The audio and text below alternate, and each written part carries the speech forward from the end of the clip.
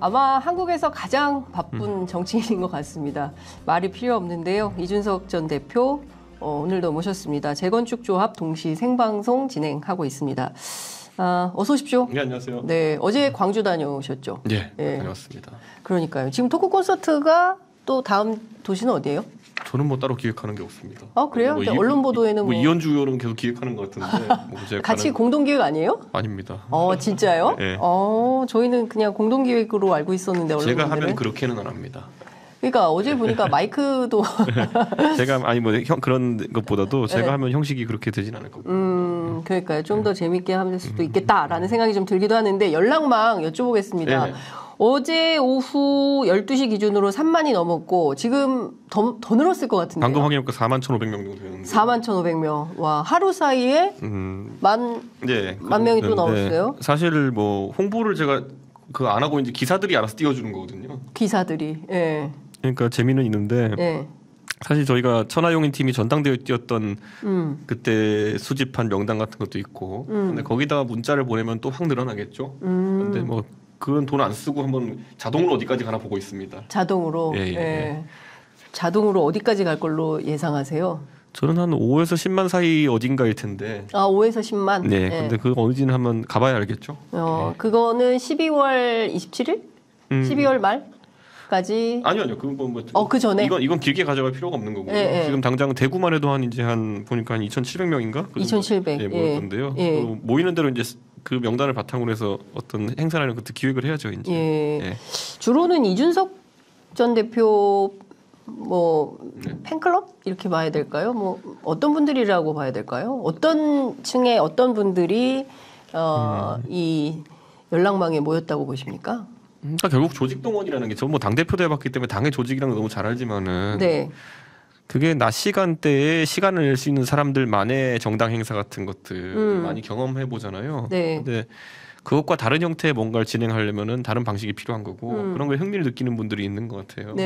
그래서 사실 제 입장에서는 지난 전당대회도 제가 3천만 원 갖고 치른 게 저한테는 큰 시도였고 그리고 성공했는데 창당이든 어떤 정치적 행보를 총선 앞두고 할 때 흔히 그들이 이야기하는 이준석이 돈을 그만큼 준비해놨겠어, 조직을 그만큼 준비해놨겠어 이런 것들을 깨는 것에 흥미를 느끼는 사람들이 좀 많이 참여하지 않을까.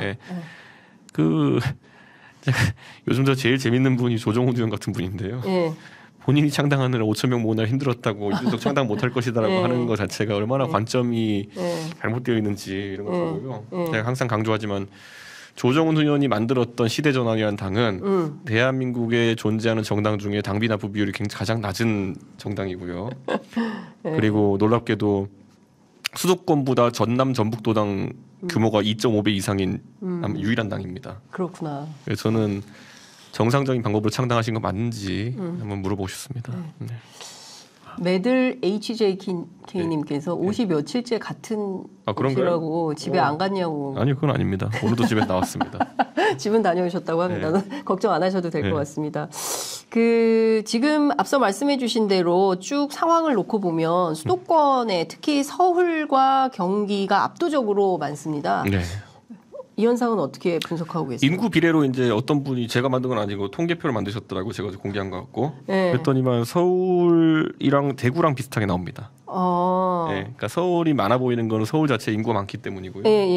근데 서울이라는 것도 특징을 보셔야 되는 게 젊은 지지층 같은 경우에는 서울에 유학 와 있는 대학생 이런 사람들이 많아요. 그렇다 보니까 본래 또 고향은 또 부산이거나 대구이거나 광주이거나 이런 분들이 있기 때문에 서울이 많아 보이는 건 약간 젊은 세대가 많기 때문이다 이렇게 봅니다.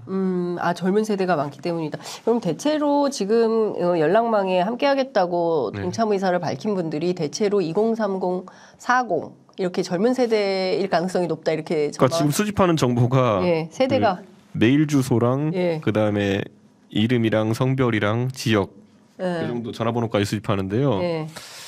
대충 느낌을 보니까 한메일 쓰시면 나이가 좀 있는 것 같고요.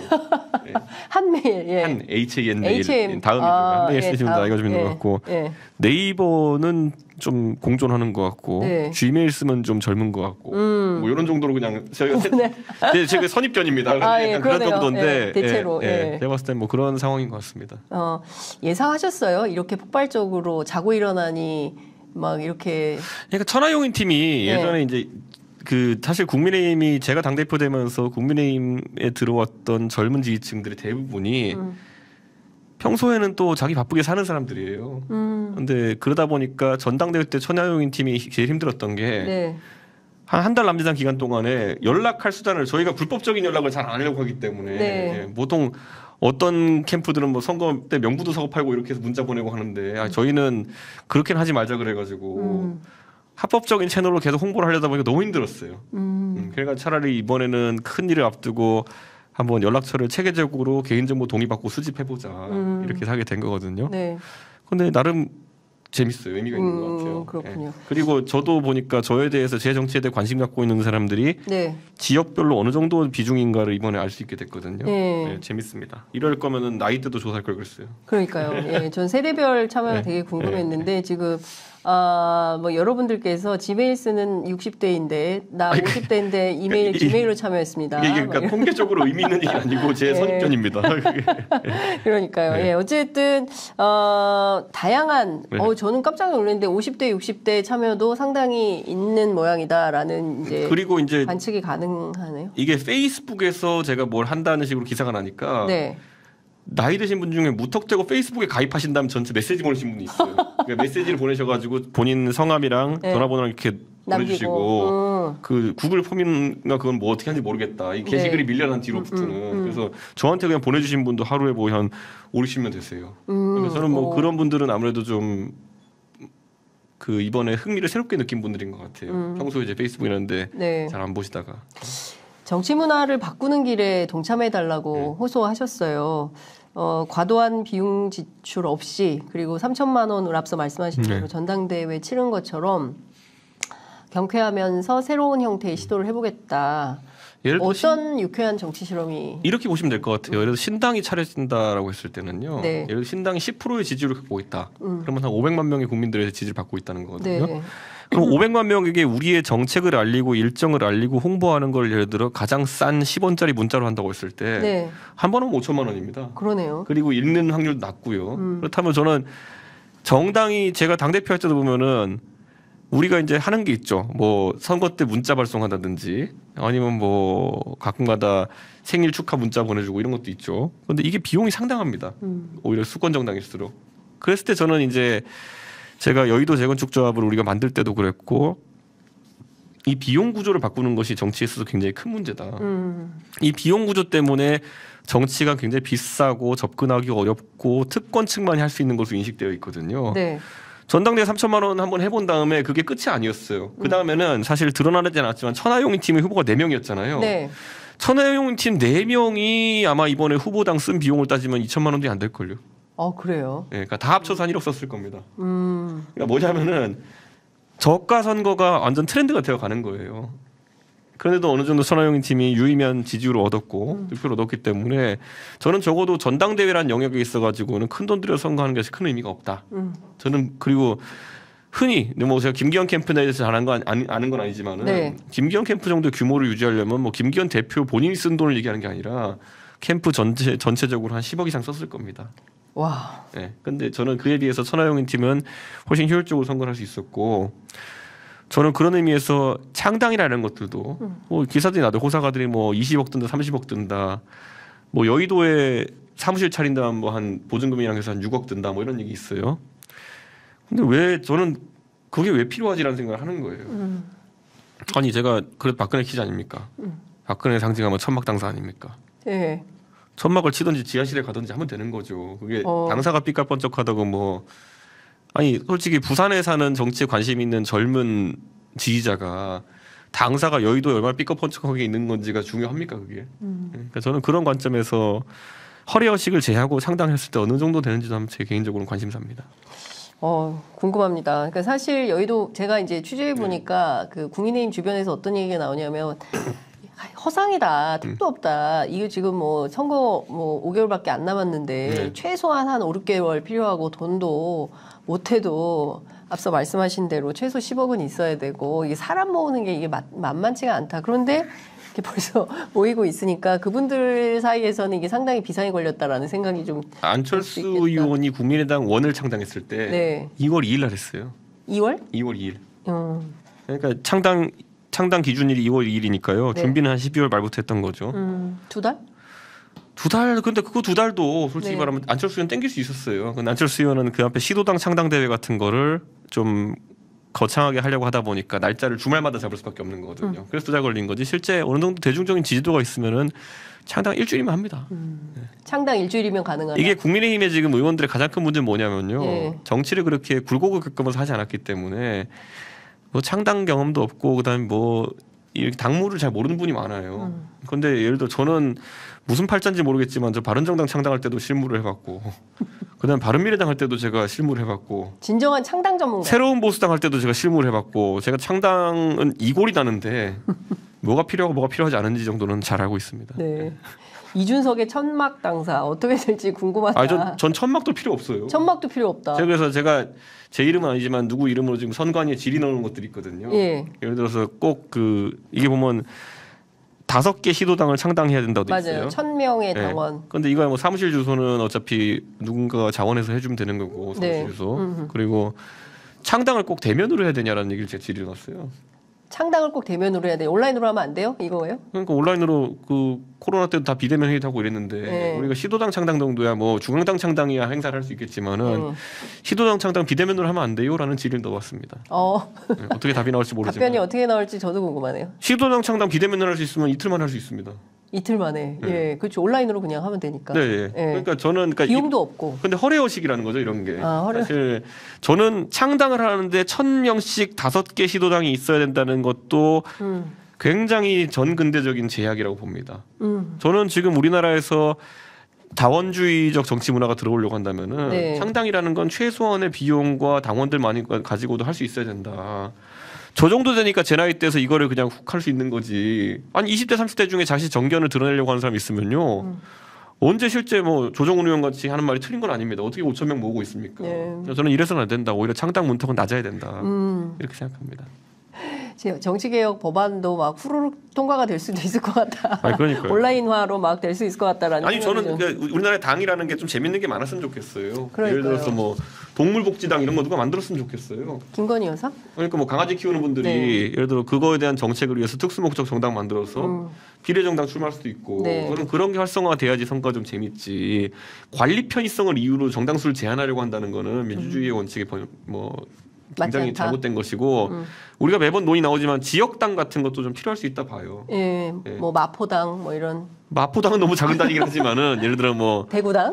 대구당이라든지 아니면 뭐 경북 북부당이라든지 이런 것들은 충분히 해볼 수 있는 시도다 그런 생각을 합니다. 그러네요. 왜냐하면 지방자치에서는 더 필요할 수가 있어요. 지방선거에. 그러니까요. 그런 거면 진짜 선거법도 바꾸고 선관위 시스템도 정말 전근대적인 요소들을 이 87년 체제에서 아직 하나도 진도가 안 나가서 그런 측면이 있을 수도 있을 것 같아요. 그렇죠. 그래서 미국도 사실 우리가 민주당과 공화당이란 양당으로 돼 있는 걸로 알고 있지만은 지역에 따라서는 지역 공화당, 지역 민주당이 있는 경우가 있습니다.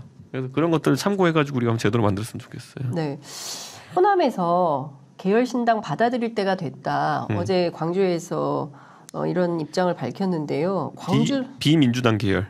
비민주당 계열. 예. 이준석 신당 얘기하는 겁니까? 뭐 저도 있고 다른 시도가 있을 수도 있겠죠. 왜냐하면은 예전에 호남에서는 대구보다는 조금 더 그래도 가까운 과거에 국민의당이라는 걸 받아들였던 적이 있죠. 근데 이거 누가 봐도 민주당 공천 떨어질 분들 모여가지고 민주당으로 돌아갈 마음을 가지고 만든 당이었거든요. 그러니까 저는 호남에서 그거는 그래서 경쟁 체제가 안 된 거예요. 국민의당과 민주당이 바람에 따라서 국민의당이 독식하기도 하고 그다음에 민주당이 독식하기도 하지만은 이건 경쟁이 아니에요.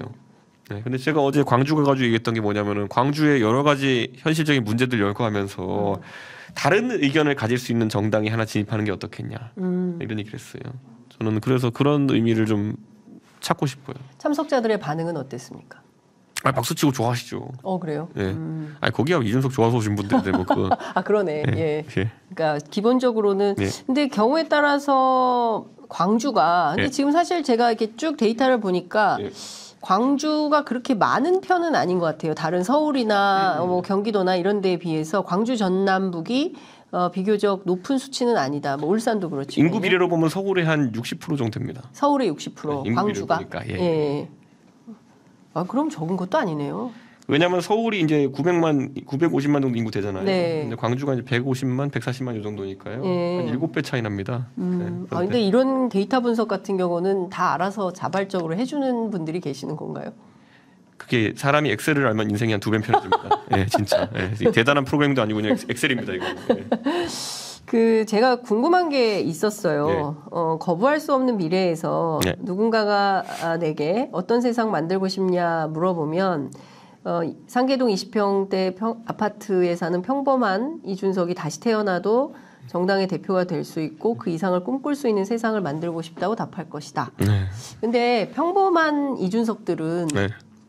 정당의 대표가 되거나 이준석 대표처럼 살기는 쉽지 않잖아요. 그렇죠. 근데 적어도 이준석이 될 수 있는 기회가 있는 세상이 모두가 이준석인 세상은 없겠죠. 네. 근데 그게 상계동에 있는 아이들에게 열려 있다면은 그래도 공평한 세상이다. 근데 그게 안 되면 이제 미국 같이 신분제가 경제적 계급에 따른 신분제가 고착화되는 거거든요. 네. 링컨이 노예 해방을 했지만 노예 해방 이후에 실질적으로 흑인 아이들도 수준 있는 교육을 받고 의사나 아니면 변호사 같은 좋은 직업을 꿈꿀 수 있게 된 것은 채 100년이 되지 않아요. 채 80년, 70년도 안 됐을 거예요. 그런 것처럼 결국에는 얼마나 높게 꿈을 꿀 수 있느냐. 오바마라는 흑인 대통령이 탄생하기까지 얼마나 어려운 과정이 있었겠느냐. 오바마 연설을 보면 그게 나와요. 뭐냐면은 그 흑인 학생이 어렸을 때 자기 흑인 학생이 책을 끼고 다니면은 백인인 척 하려고 한다는 비난을 들으면서 자라왔다라는 얘기 나와요. 근데 마찬가지로 상계동에 있는 어떤 아이가 꿈을 꿀 때 나는 상계동 출신이기 때문에 이 꿈을 꿀 수 없어라고 생각하는 그런 상황은 없었으면 좋겠어요. 네. 우리 옛날에 초등학교 때 너 희망 직업 조사 이렇게 보면은 네. 선생님이 거의 한 50% 나오고요. 그다음에 이제 대통령 뭐 이런 거 나오거든요. 그게 차라리 자연스럽지. 요즘은 가보면은 애들이 자체 검열을 해요. 네. 네. 정규직. 네. 그런 게 저는 더 안 좋은 세상이다. 그런 생각해서 꼭 그게 사다리가 유지됐으면 좋겠어요. 예. 뭐 대통령이 좋은 직업인지 아니면 정치인 좋은 직업인지 아닌지 모르겠지만은 그래도 누군가 하고 싶다면은 정치 권력의 최정점에 오를 수 있는 꿈을 꿀 수 있다는 게 저는 그게 가능한 정치를 하고 싶어서 신당을 만들려고 결심한 겁니까? 그건 신당과는 별개이지만은 적어도 지금의 정치 풍토보다는 아까 말했듯이 금전적 제약이나 아니면 시간적 제약이 더 없이도 누군가의 가방을 들면서 성장하지 않아도 되는 정치 문화를 만드는 거는 거기에 가까이 가는 한 스텝이라고 봅니다 저는. 근데 사실 현실은 네.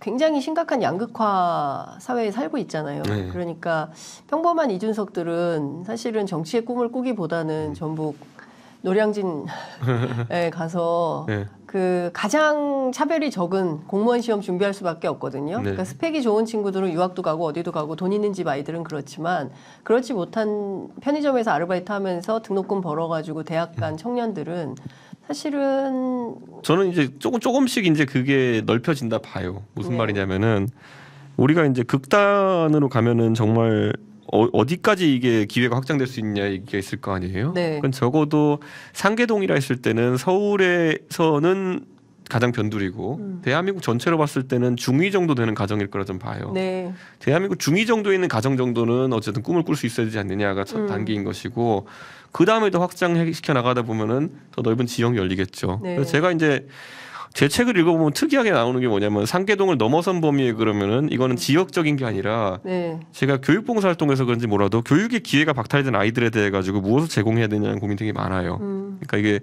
부모의 가정 환경이나 아니면은 어떤 특수한 사정이 네. 교육의 기회를 차단하는 경우가 굉장히 많거든요. 근데 그 안에는 뭐 편모 가정 같은 케이스는 어떻게 해야 되느냐부터 하다못해 저는 이런 생각도 해요. 그래서 제 정책 제가 대선 때부터 물고 늘어진 정책이 뭐냐면은 양육비 문제거든요. 예. 제가 교육봉사를 너무 많이 봐서 그래요. 이게 기초생활수급자 정도 수준의 생활을 하는 친구인데 아버지가 이혼을 안 해줘가지고 아버지는 어디서 잘 살고 있고 어머니랑 같이 둘이서 거의 극빈층으로 사는 친구들 이런 친구들 제가 교육해보면서 야 이건 아닌데 근데 얘가 머리가 너무 좋아가지고 공부를 하는데 고등학교쯤 가면은 자기가 이제 돈의 제약을 느껴요. 네, 선생님 저는 여기서 이제 수능 공부하고 이렇게 대학 가가지고 등록금 내고 할 사정이 안 돼요라는 얘기를 할 때 그때 제가 굉장히 좌절감을 느꼈거든요. 이거는 제가 용돈 주고 해서 챙길 수 있는 단계가 아니다. 그렇죠. 그러니까 국가가 어쨌든 제도적으로 이 아이의 꿈은 지켜줘야 되는 게 아닌가 그런 생각을 했거든요. 네. 근데 그런 것들이 계속 맴돌아요. 그러니까 완벽하게 모든 사람의 환경을 평준화시킬 수는 없어요. 네. 네, 그건 다 잡아가지고 무슨 기숙사에 다 집어넣고 이렇게 하지 않는 한 안 되는 거거든요. 근데 적어도 가능성 있는 아이들 조금이라도 하나 더 사다리를 밟을 수 있게 해주는 게 제 목표죠. 우선. 네. 네, 알겠습니다. 한동훈 장관이 네. 어제 대구에 다녀왔고 내일은 대전에 간다고 네. 하고요. 어제 대구에서 내놓은 메시지, 어제가 아니죠.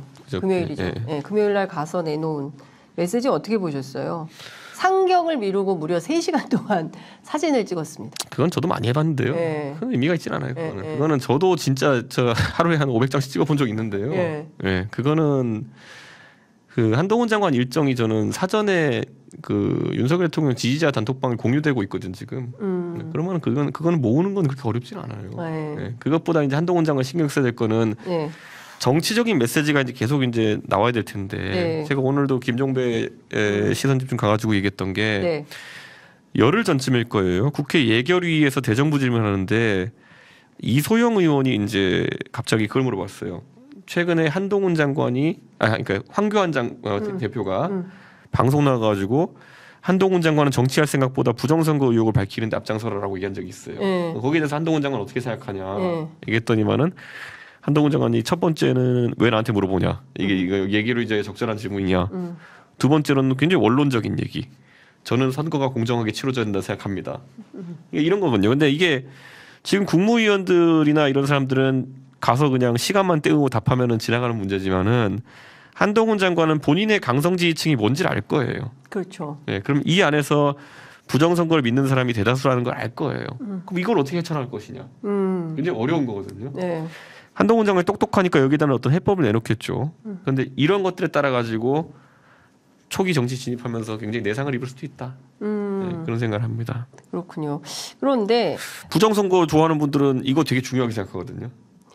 주로 이분들이 이제 아스팔트 태극기 분들 아니에요? 그러면 한동훈 장관의 지지자들이 주로 극단적 보수, 강경 보수 측면에 있는 사람들이 많죠. 강경 보수. 네. 네. 그러면 이분들에게 어필하려면 부정선거가 있었다 이렇게 규정하고 들어가서 여기에 진실을 밝히고 이런. 근데 한동훈 장관도 지성이 있는 사람이기 때문에 네. 절대 부정선거가 있다고 인정은 못할 겁니다. 그러니까 아마 말을 계속 빙빙 돌릴 텐데 이게 또 그럼 부정선거 하는 사람 중에 황교안 대표 같은 사람은 신나가지고 봐라 쟤 똑바로 못하지 않느냐 이런 식으로 들어올 거예요. 네. 이게 사실 지난 전당대회 때도 황교안 대표가 아무데나 가가지고 막 김기현 대표한테도 막 부정선거 얘기하라고 그러고 이래가지고 난리 났거든요. 네. 이게 보수 진영의 고질적인 문제인데 지금까지 한동훈 장관이 즐기는 시기였다 그러면은 이제 여기서 가르면 어떻게 트느냐가 굉장히 중요할 겁니다. 어떻게 틀 거라고 전망하세요? 그러니까 지금 다음 선거에서 윤석열 대통령은 이미 뭐 3년 반이면 이제 정치 안 하실 분이고 미래에서는 한동훈 장관과 경쟁 해봄직하다라는 뉘앙스의 발언을 하셨거든요. 네. 네. 저는 한동훈 장관이 본인이 정확히 이제 대변하려는 세력이 어딘지를 본인이 설정을 해야 될 거예요. 예. 그러니까 유승민 의원은 본인이 중수청이라고 얘기하고 그리고 저 같은 경우에는 뭐 딱히 제가 뭐 천명한 바는 없지만은 네. 조금 더 젊은 세대를 대변하고 있는 것 같고 한동훈 장관이 근데 여기서 본인의 주 지지층을 애국 보수로 삼아버리면 이제 골치 아픈 거거든요. 예. 이 전장이 거기다 또 되게 또 극성인 분들이 있어요. 아까 말했던 한교안 대표부터 시작해가지고 네. 여기서 선명성 경쟁은 망해요. 이 좀 덩어리가 커 보이긴 하지만 여기서 선명성 경쟁하다 보면요. 잘 생각해 보세요. 네. 황교안 대표가 애국 보수가 내세울 수 있는 최고의 스펙을 가진 사람이에요. 네? 외모 준수하지 목소리 좋지 거기다가 기독교 근본주의적 자세를 가지고 계시지 거기에 그 법조인 출신의 네. 법무부 장관 그리고 그 당시에 박근혜 정부 제일 젊은 장관이었고 총리까지 하시고 대통령 권한대행까지 하시고 당대표까지 한 번에 됐어요. 네.